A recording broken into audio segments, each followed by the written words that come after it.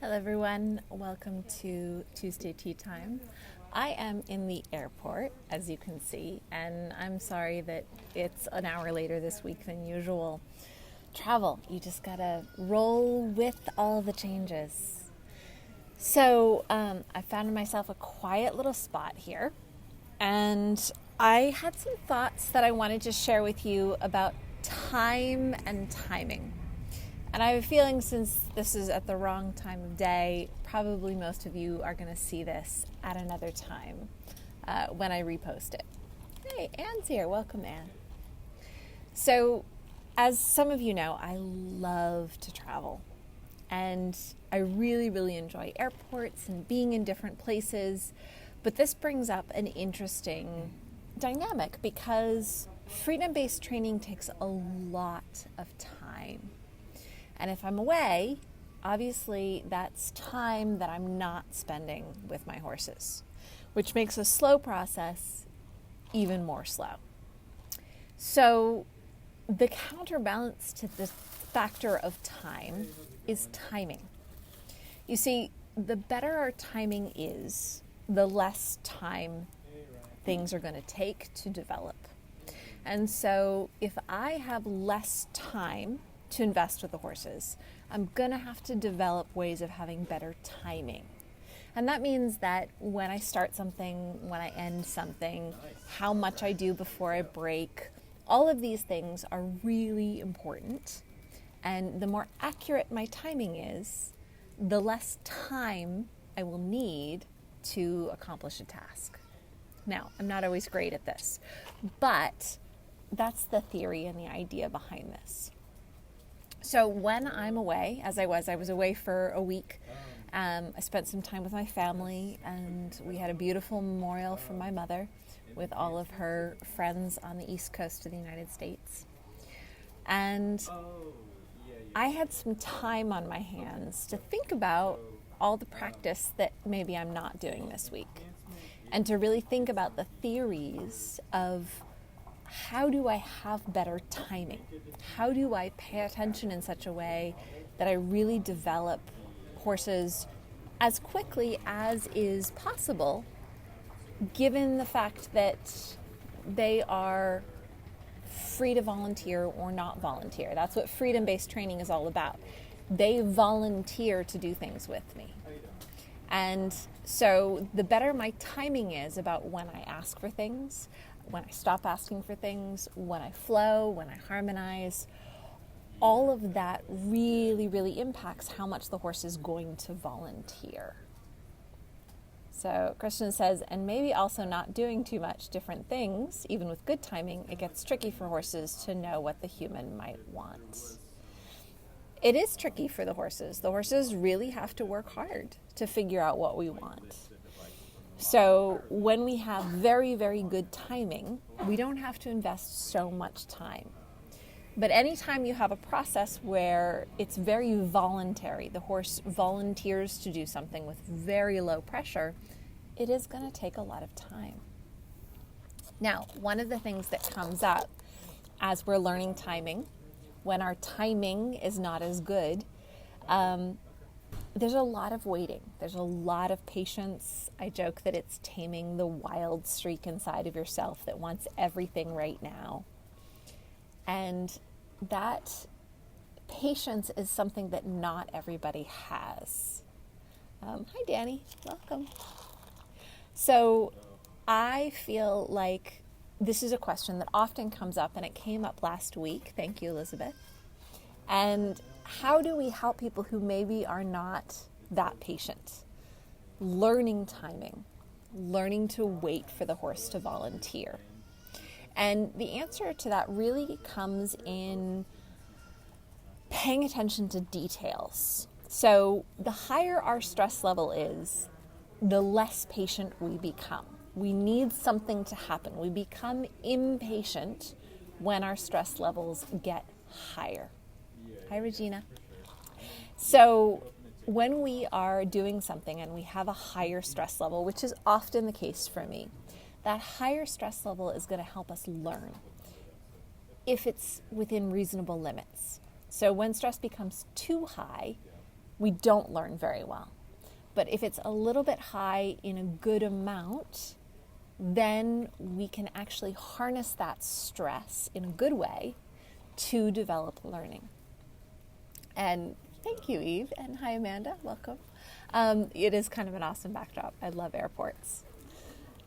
So, the higher our stress level is, the more we're going to need stuff to do, stuff to pay attention to. And our patience levels will naturally be much, much lower. So that means that if we want to do something like freedom-based training at a higher stress level, which I tend to be there, we have to get very, very invested in theory, in understanding the minute details of what everything might mean. Everything means something, nothing means nothing. And so everything that happens in an interaction between horses and humans is either getting you closer to your goals, in which case we should flow with it, or it is pulling you slightly farther away from your goals, in which case we should take action either around it or action to redirect it, one or the other. Understanding the millions of minute details around whether to flow or whether to support, and how you might support, and all the options of how you might support, and all the options of when you might flow again, these are the kind of details that keep a higher stressed mind entertained. When people say they don't have patience, it's usually because they have a naturally higher stress level that's searching for details. They're searching for something for the mind to grasp. Now, if you have a lower stress level, you can just be. You can enjoy that Zen place where you can just be and observe, and a few things that you notice is enough, and you're happy to just be. Now, not everybody can do that. And what I like to acknowledge is that everybody operates at different stress levels, different times in their life, different times of day. And if you are aware that you're at a higher stress level, we've got to give you more to think about. Now, you can still be very, very patient with a horse, but we are going to need to entertain your brain and give it stuff to work on. If you're at a very low stress level, we can give you less information, and you're going to be very content to just work with a broader strokes outline of your goals and the timing. So, yeah, exactly, Christian. Stress might include positive stress. And when we're doing a lot at the same time, people can lose focus on details.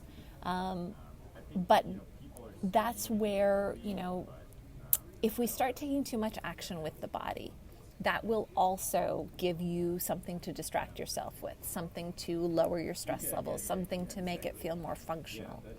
And in freedom-based training, we're really trying to get the brain to be more active than the body. So we think first and we act second. So we really make the best choices, not just any movements. We decide when to move, when not to move, and how to move. And if we can harness that brain power and understand all those details and really get into the deeper theory, it's not boring. A minute, just 1 minute goes by so fast, you barely feel like you're getting anything done. You can be out there for an hour and it feels like 5 minutes. When you have enough things for your brain to focus on, it's not boring anymore. It is so fast, and you can barely fit in everything you want to do. If you find that you don't have patience for this kind of slow work, it could be you're expecting yourself to be too zen, too peaceful, too quiet, too meditative, and that's not where your brain is at. If it is, that's great. Horses love zen, quiet, peaceful being time. But if it's not, you can actually hone your skills to understand all the body language you're seeing. and all the things that are happening with your horse, and really get into the minute details of timing. When you flow, when you harmonize, and then when you take action and you support, or when you direct. And all of those have ideal timing and less ideal timing.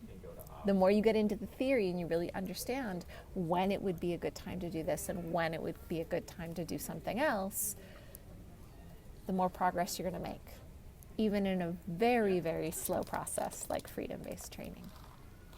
So I hope that helps you think about it. I teach online classes for all those people who really like to get into theory and details and understanding all this better. You don't have to understand all the details. If you're really happy being zen and peaceful, a broader outline of the general ideas is going to be enough. The better your timing is, the less time things take. The more inaccurate your timing is, the more hours you have to invest. But that's okay. I'm not in a hurry. The horses aren't in a hurry. You get to decide what kind of stress level you tend to hold and how many details you like to work with. Thank you, Kristen. I enjoyed seeing you guys all for tea time, and I'm going to call that good for today. I'll be back on San Juan Island next week, and I'll see you all for tea time there. Let me know if you have a question or thought or something you'd love me to address in future tea times. Have a wonderful day.